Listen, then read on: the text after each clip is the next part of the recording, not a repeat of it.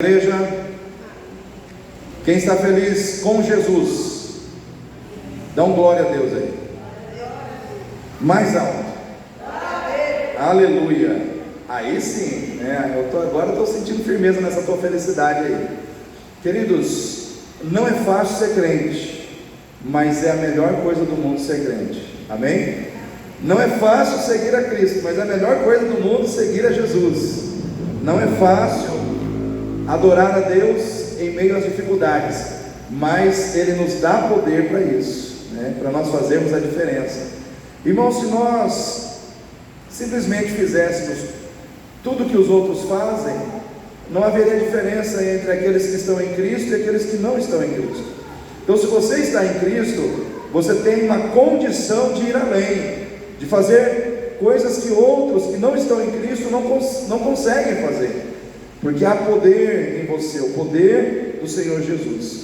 Estamos aí terminando mais uma campanha de oração, né, no mês de outubro, né, vamos dizer assim, o antepenúltimo mês, vamos dizer assim, para o encerramento do ano, dezembro, novembro, outubro. Então estamos chegando a mais um final de ano. Daqui uns dias vem Natal, daqui uns dias vem a virada, enfim, tudo passa muito depressa. Nessa campanha de oração, Deus falou muito forte comigo nesse texto de 2 Crônicas 20, capítulo 20, versículo 12, que fala do rei Josafá. Eu quero abrir, né, nessa sexta-feira, lendo esse texto e meditando rapidamente no que o Senhor fala ao nosso coração através desse texto, para que nós possamos encerrar aqui a nossa semana de oração. Então, o rei Josafá, ele era rei de Judá. E nesse momento, o que aconteceu?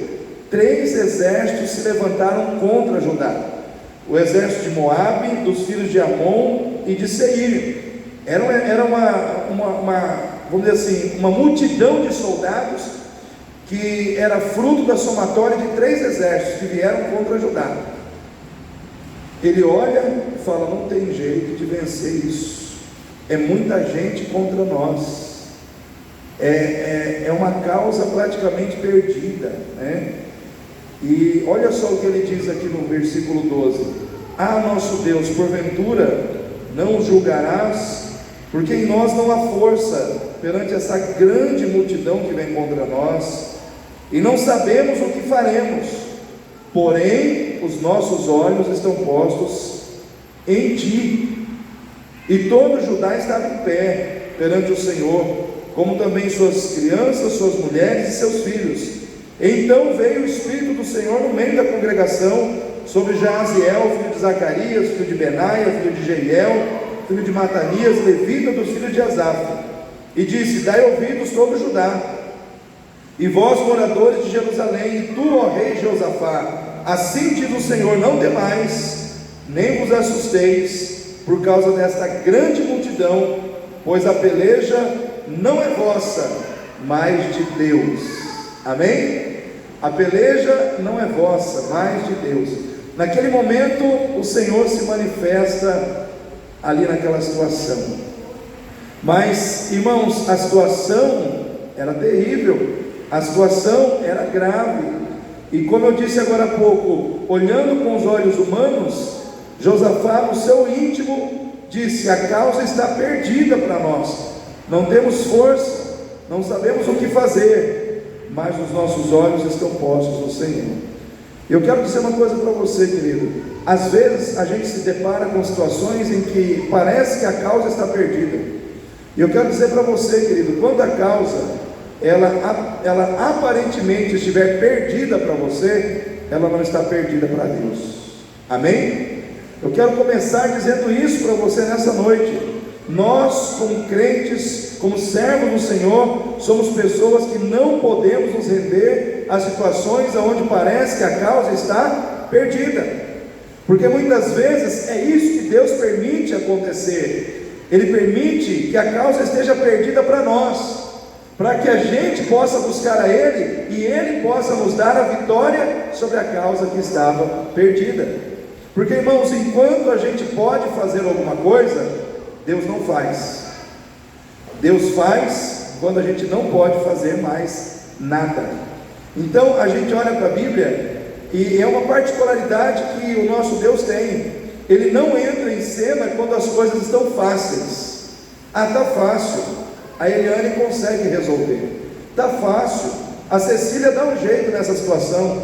Ainda está vamos dizer assim, nas forças, ainda está dentro das forças que ela tem. Ela ainda consegue, ela ainda é capaz de resolver esse problema. Está fácil ainda, a Lúcia ainda consegue resolver. Mas quando a Lúcia não consegue resolver mais, quando a Cecília não consegue mais resolver, quando a Eliane não consegue mais resolver, Deus resolve. Aí Deus fala: agora sim, agora eu vou resolver. Por quê? Porque você não pode mais resolver. Então é assim que Deus faz as coisas, irmãos. Às vezes, eu digo que às vezes Deus permite que a situação que já está ruim, ela fique mais ruim, ou ela fique pior ainda, só para Ele ser exaltado de uma maneira muito mais grandiosa sobre as nossas lutas. Se você olha, por exemplo, para Gideão, quando ele estava ali naquele momento que ele tinha que lutar contra os midianitas, ele tinha 32 mil homens para lutar contra 105 mil. Já era uma diferença muito grande. 32 mil contra 105 mil já é uma desvantagem muito grande, sim ou não, irmãos? Só que Deus falou: não, ainda é muita gente com você, manda os covardes embora. 22 mil foi embora, ficou só 10 mil. Aí o Senhor falou: manda tomar água. Dos que foram tomar água, dos 10 mil que tinham, só sobrou 300. Com os 300 Deus trouxe a vitória. Ou seja, já estava difícil, Deus permitiu ficar impossível. Mas quando ficou impossível, Ele deu a vitória ao seu povo. O que eu quero dizer para você nessa noite: não tema as dificuldades, não temos os problemas, por piores que eles pareçam ser. Deus é poderoso para virar o jogo na sua vida. Deus é poderoso para reverter as situações na sua vida. Não importa quão difícil ela seja, para Deus não há impossíveis. Amém, irmãos? O que é impossível aos homens é perfeitamente possível a Deus. A Deus. Então nós temos que trabalhar com essa fé. Com que fé você vem buscar a Deus na sexta-feira? Com que fé você entra por essas portas para buscar a Deus na sexta-feira? Uma fé em que Deus pode fazer algumas coisas por você só? Uma fé onde Deus não pode resolver a situação porque ela está perdida? Não, irmãos, você tem que entrar por essa porta entendendo que todas as causas perdidas da sua vida podem ser resolvidas pelo poder de Deus. Não existe causa perdida para Deus. Existe causa perdida para Cecília, para o pastor Gaudilei, mas para Deus não. Quando Josafá viu aquela situação, ele disse: não temos força, não temos força, não sabemos o que fazer. Ou seja, existem momentos em que a gente não tem força, e pior, a gente nem sabe o que fazer. Quem já passou por essa experiência de não ter força e não saber nem o que fazer? Várias pessoas, né? Só que quando você não tem força e você não sabe o que fazer, sabe o que você tem que fazer? Buscar a Deus. É a única coisa que você pode fazer. E na realidade é a única coisa que você precisa fazer, porque é daí que virá a solução para a sua vida. É quando você busca o Senhor. Então naquele momento Josafá, ele demonstrou para Deus uma coisa que a gente não pode perder, irmãos, na nossa vida, que se chama humildade. Fala para o seu irmão aí: não perca a sua humildade. Fala assim: seja humilde. A Diva não pode falar para ninguém que ela está sozinha ali, né? Fala só para a cadeira ali, né? Seja humilde, não perca a sua humildade. O que é uma pessoa humilde diante de Deus? É aquela que reconhece suas limitações, é aquela que reconhece que não tem força, é aquela que reconhece que não pode fazer, que não tem mais condição de agir, que não tem mais condição de fazer o que precisa ser feito. Às vezes Deus precisa dessa humildade nossa, onde a gente chega para Ele e diz: Senhor, não tenho força, não sei o que fazer, mas eu estou esperando no Senhor.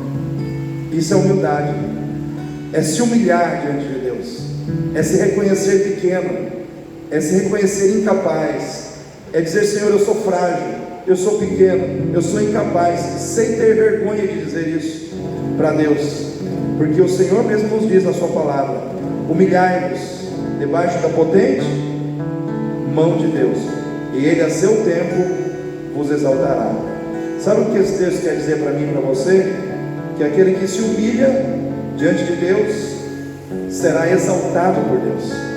Amém, igreja? Aquele que se humilha diante de Deus em oração, aquele que se humilha diante de Deus reconhecendo que não tem força, que não tem capacidade, que não pode, mas que está esperando nele. A Bíblia diz que aquele que se humilha debaixo da mão de Deus será exaltado por Deus no momento oportuno. Será exaltado sobre os seus problemas, sobre as suas lutas, sobre as suas dificuldades, sobre os seus inimigos. Então muitas vezes o inimigo se levanta contra nós, querendo se exaltar sobre nós, mas quando a gente se humilha diante de Deus, o Senhor nos exalta e derrota os nossos inimigos. Às vezes Deus permite o problema chegar para trabalhar no seu coração a sua humildade, para levar você a ser uma pessoa mais quebrantada, para levar você a ser uma pessoa mais humilde, no sentido de reconhecer suas incapacidades e buscar nele o que você precisa buscar. Josafá foi humilde e ele se colocou diante do Senhor com humildade. Muitas vezes o problema chega, as dificuldades chegam, as causas impossíveis chegam na nossa vida, para que a gente possa demonstrar a Deus a nossa fé e a nossa dependência dele. Josafá diz: Senhor, eu estou dependendo do Senhor, porque em mim não há condição. Isso é fé, isso é dependência de Deus. Quando você vem uma semana aqui orar, segunda, terça, quarta, quinta, sexta, e você vem, você ora, o que você está demonstrando para Deus? Sua dependência dele. Quando você pega uma oração, está ali sobre a mesa, escreve ali a sua necessidade e coloca ali naquela arca de oração. Você está demonstrando que a sua dependência de Deus. É que a Nicole não está aqui, mas eu lembro quando ela colocou uma vez, pedindo um emprego, alguma coisa assim, e aí ela colocou uma oração, tal. Passou aquela semana de oração, ela conseguiu. Abriram-se as portas e ela veio compartilhar isso comigo. Outras pessoas colocaram ali seus pedidos, Deus agiu. Por quê? Porque soube depender de Deus, soube dizer: Senhor, eu preciso da tua ajuda, e eu estou dependendo do Senhor, estou dependendo do teu agir. A minha fé, a minha confiança está colocada no Senhor. Então quando a gente vem orar, nós estamos demonstrando a nossa humildade, no sentido de dependermos do Senhor e de reconhecermos a nossa incapacidade, muitas vezes, diante dos nossos problemas, mas também nós estamos demonstrando a nossa fé, a nossa capacidade de depender de Deus em fé. Quem tem fé? Amém. A Bíblia diz que aquele que tem fé, aquele que crê, verá a glória de Deus. A glória de Deus, ou seja, você que crê, você vai ver a glória de Deus sobre a sua vida, você vai ver a glória de Deus sobre a sua casa, você vai ver a glória de Deus sobre as causas que você apresentou diante dele. Você verá a glória de Deus. Amém? Às vezes Deus permite, irmãos, que os problemas cheguem, as causas impossíveis cheguem na nossa vida, para que a gente aprenda a valorizar o propósito de buscarmos a Deus em unidade, de estarmos unidos com os nossos irmãos, para buscarmos através da unidade a presença de Deus. O texto diz assim, que todo Judá estava em pé perante o Senhor, as crianças, as suas mulheres, os seus filhos, ou seja, os homens, suas mulheres, suas crianças, seus filhos. O problema chegou, todo mundo se uniu. Ou seja, a unidade é um propósito de Deus, Ele não abre mão, irmãos. Nós temos que estar unidos em todo o tempo, mas muitas vezes quando o problema chega, é que a gente vai se unir mais. Às vezes o problema aparece e aí a gente vai se unir mais, para estar ajudando o outro em oração, para estar ajudando o outro na busca pela solução do problema.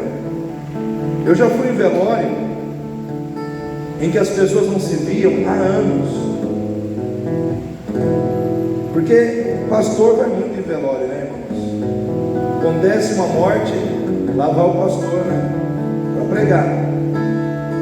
Eu lembro que eu fui num velório em que as pessoas falaram: nossa, o fulano ali eu não via faz mais de 10 anos, o outro não, mais de 5 anos. Aí o que aconteceu? Enquanto eles estavam ali esperando o sepultamento, eles começaram a conversar, começaram a relembrar do passado, começaram a se unir, começaram a marcar de ir na casa um do outro. Ou seja, a morte de uma pessoa precisou acontecer para que as pessoas se aproximassem. Precisou morrer alguém para as pessoas poderem sentir a falta um do outro, a necessidade de estar perto um do outro. Às vezes uma situação de choro, de dor, é permitida para que as pessoas possam estar mais unidas, possam estar caminhando mais juntas.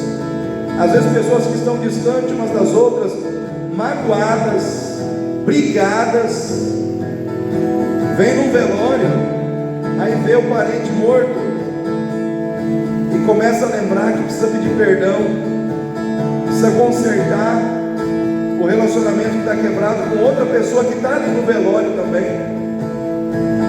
Irmãos, isso já aconteceu.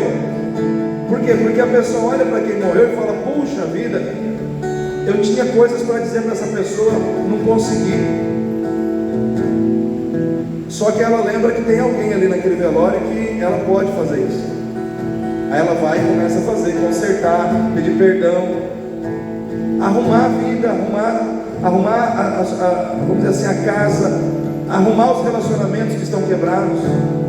Às vezes os problemas chegam para a gente se quebrantar e para a gente se aproximar mais uns dos outros, né? Então, que não precise acontecer um problema na sua casa, na sua família, para que você possa se aproximar mais. Que não precise acontecer nada disso, né?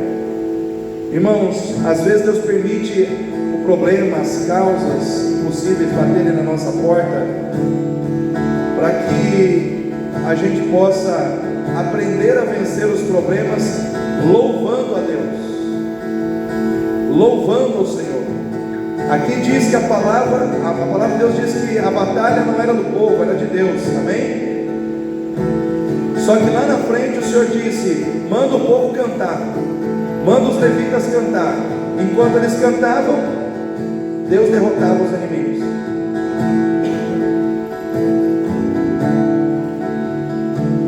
Sabe o que acontece quando você canta? Nós vamos cantar daqui a pouco. Gabriel já está ali, ansioso para começar a tocar. Meu primeiro ministério, os irmãos sabem que foi na música. Agora que eu passei o bastão para essa moçada, porque minha voz também já não me ajuda mais, eu fico rouco, eu começo a cantar, daqui a pouco a voz some. Então não é mais, vamos dizer assim, não é mais a minha área, é a área deles. Mas irmãos, eu amo demais cantar. Em muitos momentos da minha vida, Deus me levantou cantando. Quando meu irmão foi morto, naquele período eu cantei demais. E através de cânticos de louvor, Deus foi me restaurando, Deus foi me renovando, Deus foi restaurando a minha fé, o meu ânimo. Momento em que a gente passou por lutas com os meus pais, eu cantava, às vezes acordava de noite com um hino de louvor na memória. Eu não estava pensando naquele hino, mas o Espírito Santo vinha e colocava na minha memória, eu acordava cantando o hino.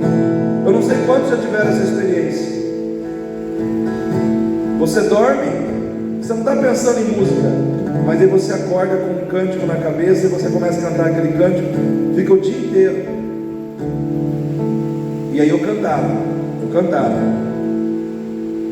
E o povo aqui cantou. O povo cantou. Deus foi lá e derrotou os inimigos. Sabe o que acontece quando você canta aqui dentro? Lá fora Deus está vencendo as suas batalhas. Amém? Enquanto você canta aqui dentro, lá fora Deus está te dando vitória sobre os seus inimigos. Lá fora Deus está tirando as barreiras do teu caminho. Lá fora Deus está trabalhando em teu favor, porque você está cantando aqui dentro. Então, enquanto você canta, Deus trabalha. Enquanto você canta, Deus te dá vitória. Enquanto você canta, Deus está lá fora, vencendo as suas batalhas. Amém, igreja? Quem recebe essa palavra aí? Então fique em pé para que nós possamos louvar a Deus. Pedir, Pet, me ajuda aqui, Pet. Você vai ser meu cameraman aí. Pedir para você desligar e ligar só na hora do louvor.